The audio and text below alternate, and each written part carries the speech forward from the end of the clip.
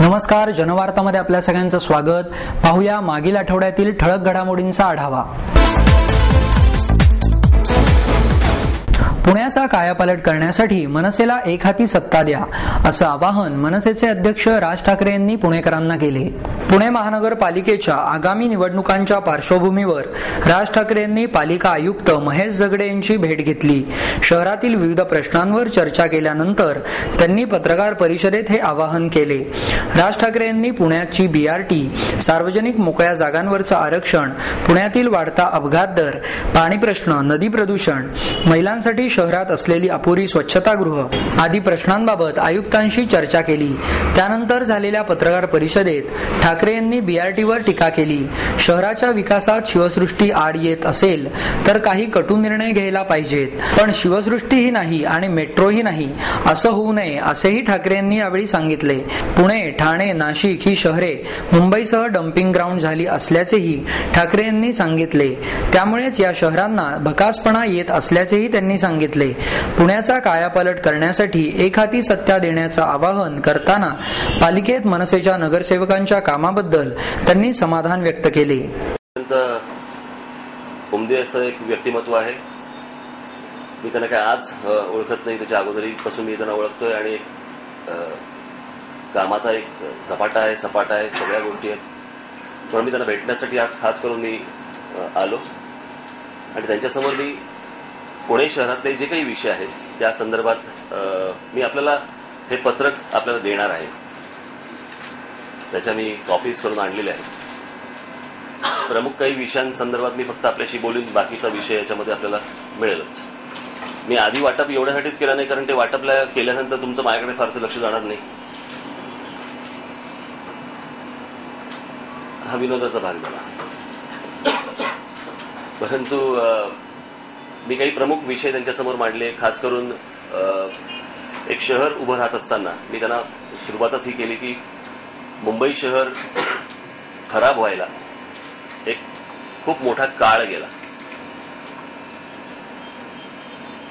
आणि आज मुंबई शहराची जी अवस्था आहे, मी सतत सांगतो की परप्रांतातनं जे लोंढे इथे आपल्याकडे महाराष्ट्रामध्ये येत आहेत त्याची बेसुमार संख्या त्याची वाढते आहे।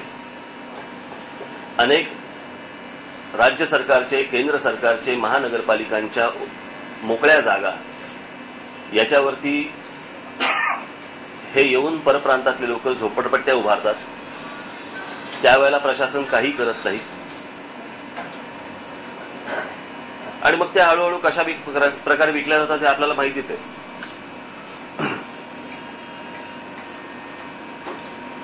परंतु त्याही गोष्टी करायला मुंबईमध्ये बराच काळ गेला। परंतु आज मुंबईच्या नजीक असलेली ही जी शहरं आहेत, खास करून पुणा, ठाणा, नाशिक, ही आज जवळपास मुंबईची डम्पिंग ग्राउंड झाली की आता मुंबईत जागा नाही उरली, चला पुण्याला, चला उठा आणि जा ठाण्याला, जा नाशिकला।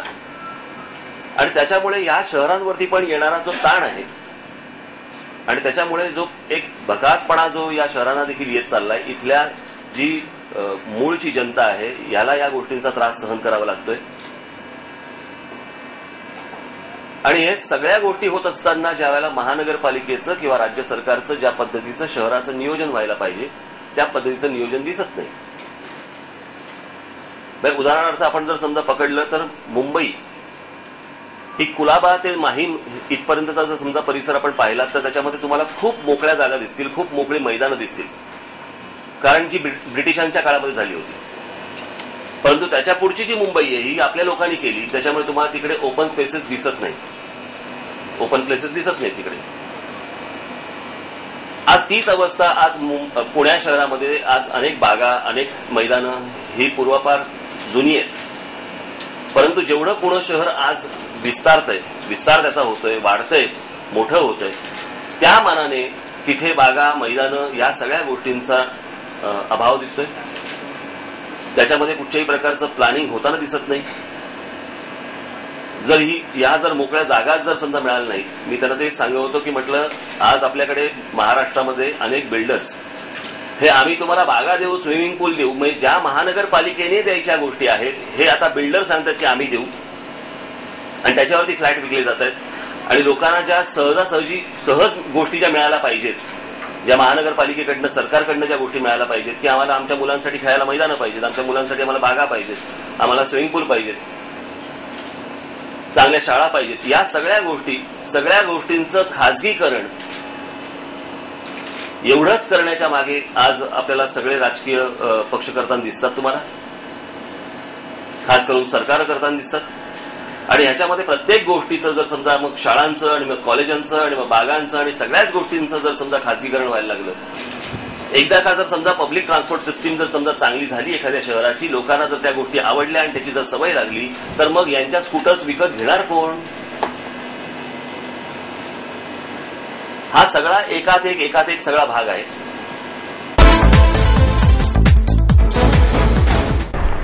देशात महाराष्ट्र प्रगत राज्य म्हणून आघाडीवर आहे, परंतु मुंबई, पुणे, ठाणे आणि नाशिक या शहरांचे उत्पन्न वगळले तर राज्याची स्थिती बिहारपेक्षाही वाईट आहे, असं प्रतिपादन गृहमंत्री आर पाटील यांनी केले.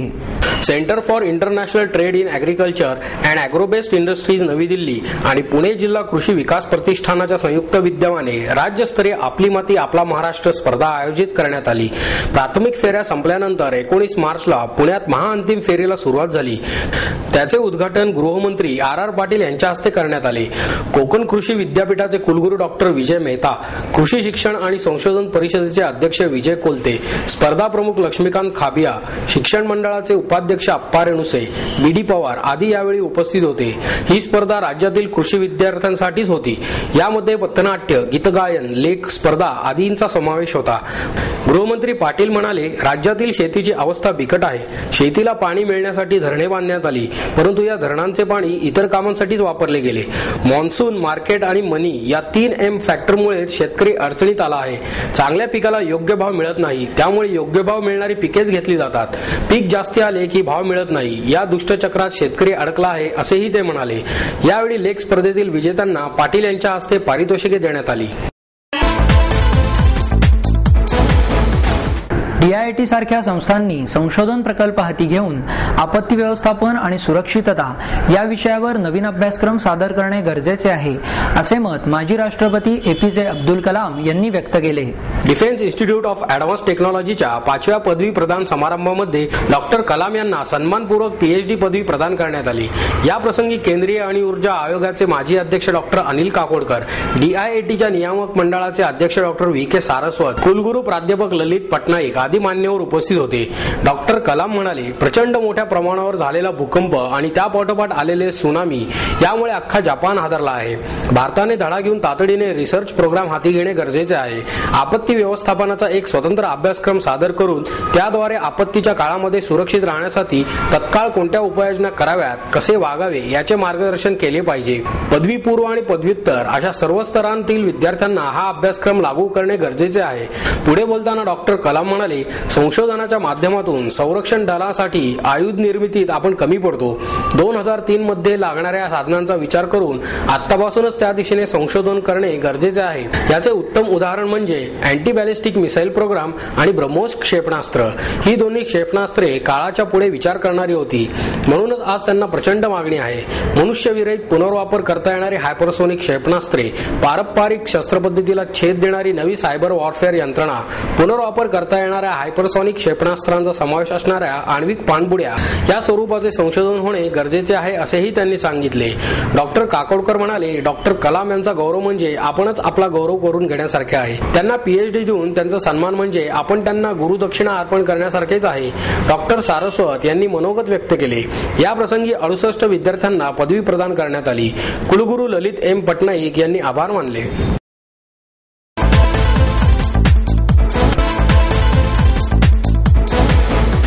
नगरसेवक शंकर पवार यांच्या मातोश्री सावित्रीबाई पवार यांच्या वाढदिवसानिमित्त विरंगुळा केंद्राचे उद्घाटन करण्यात आले.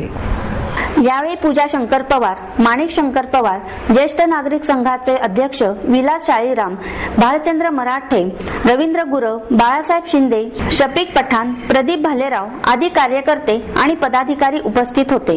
वॉर्ड क्रमांक 104 मधील ज्येष्ठ नागरिकांसाठी या विरंगुळा केंद्राचे आयोजन करण्यात आले असल्याचे शंकर पवार यांनी सांगितले। या विरंगुळा केंद्रात शंकर पवार यांच्या मातोश्रींच्या 79व्या वाढदिवसानिमित्त मातोश्रींच्या हस्ते 79 रोपे लावण्यात आली, तसेच स्मशानभूमीला वॉटर कूलर भेट देण्यात आला। पुण्यामध्ये प्रथम असे विरंगुळा केंद्र बनवण्यात आले आहे। विरंगुळा केंद्र आम्ही फक्त परदेशात पाहिले आहे, असे मत वॉर्डातील ज्येष्ठ नागरिकांनी व्यक्त केले। आमच्या वॉर्डातील ज्येष्ठ नागरिकांना विश्रांती मिळवण्यासाठी या उपक्रमाचे आयोजन केले आहे। तसेच नागरिकांचे मला सहकार्य मिळाल्यामुळे मी हे विरंगुळा केंद्र बनवू शकलो, असे मत शंकर पवार यांनी व्यक्त केले। बावधनमधील आदित्य शगुन सोसायटीतील एकाच कुटुंबातील 4 जणांनी विष प्राशन करून आत्महत्या केली। ही घटना बुधवारी रात्री 10च्या सुमारास उघडकीस आली। आमच्या सुनेने दिलेल्या धमकीमुळे तिच्या त्रासाला कंटाळून आम्ही सर्वजण आत्महत्या करीत आहोत, अशी चिठ्ठी या चौघांनी आत्महत्येपूर्वी लिहून ठेवल्याचे पोलिसांनी सांगितले। चिठ्ठीवर दिनांक 20 मार्च अशी तारीख असून त्याच दिवशी आत्महत्या केली असावी, असा अंदाज पोलिसांनी वर्तवला आहे। Eighty Narayan, NN Indira, AN Vishnuvardhana आणि AN मधुसूदन अशी या चौघांची नावे आहेत। बावधन येथील आदित्य शगुन सोसायटीत फ्लॅट क्रमांक 201 मध्ये एटी नारायण हे पत्नी, सून आणि 2 मुलांसह वास्तव्यास आहेत। हे मूळचे मदुराईचे असून मोठा मुलगा विष्णुवर्धन हा पुण्यात नोकरीला आहे। विष्णुवर्धनचे 6 महिन्यापूर्वी संगीता हिच्याशी लग्न झाले होते, परंतु तिचे सासू सासऱ्यांशी पटत नसल्याने ती विभक्त राहू इच्छित होती। आपल्याला वेगळे राहू दिले नाही तर आत्महत्या करण्याची धमकी संगीताने दिली होती। या वादाला कंटाळून आम्ही सर्वजण आत्महत्या करीत आहोत, असे या कुटुंबाने चिठ्ठीत म्हटले आहे। चौघांच्या आत्महत्येनंतर त्यांचे मृतदेह 3 दिवस घरातच पडून राहिल्याने कुजले होते। रात्री घरातून खूपच दुर्गंधी येत असल्याचे लक्षात आल्यानंतर शेजाऱ्यांनी पोलिसांना खबर दिली। पोलीस आल्यानंतर आत्महत्येची घटना उघडकीस आली, अशी माहिती हिंजवडीचे सहाय्यक पोलीस निरीक्षक सुभाष काळे यांनी दिली। बावधान में एक आदित्य शगुन करके कॉम्प्लेक्स है, बिल्डिंग नंबर 5।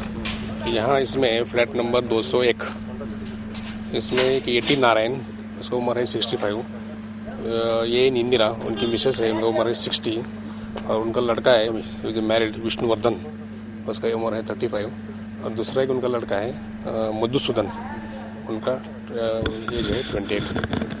तो सुबह दिन में पड़ोसी ने पुलिस कंट्रोल को इन्फॉर्मेशन दिया कि ऐसे ऐसे फ्लैट से गंदगी के बास आ रहे हैं। तो अकॉर्डिंगली कंट्रोल रूम से इंजोड़ी पुलिस को इन्फॉर्म किया, देखा तो लैच लगाया था अंदर, तो एक चाबी वाला लेके लैच दरवाजा अंदर से बंद था, दरवाजा खोल दिया। बाद में बेडरूम में वो भी दरवाजा तोड़ के अंदर चले गए, उसमें 4 लोगों को 4 बॉडीज मिला। उसने ये जो एटी नारायण है, उसने सुसाइड नोट छोड़ा है, वो पुलिस ने ताबे में लिया, उसके इन्वेस्टिगेशन चालू है। गुरुवार दिनांक 24 मार्च रोजी भारत विरुद्ध ऑस्ट्रेलिया क्वार्टर फायनल सामन्याच्या वेळी ग्रहस्थिती भारतासाठी अनुकूल नसून भारताला पराभव स्वीकारायला लागेल, असे भाकीत ज्योतिषी सिद्धेश्वर मारटकर यांनी 22 मार्चला झालेल्या पत्रकार परिषदेत वर्तवले होते। मारटकरांनी केलेले धोनीच्या कर्णधार पदावर गदा येईल आणि धोनीचे निर्णय चुकतील हे भाकीतही खोटे ठरले। 24 मार्चच्या दरम्यान सामन्याच्या निकालानंतर मारटकरांशी पत्रकारांनी संवाद साधण्याचा प्रयत्न केला असता ते कोणाचाही फोन घेत नसल्याचे आढळून आले, तसेच त्यांच्या घरालाही कुलूप आहे। सामन्याचा निकाल भारताच्या बाजूने लागल्याने आणि त्यामुळे त्यांचे भाकीत खोटे ठरल्याने ते पत्रकारांसमोर येत नसल्याचे यातून स्पष्ट होत आहे।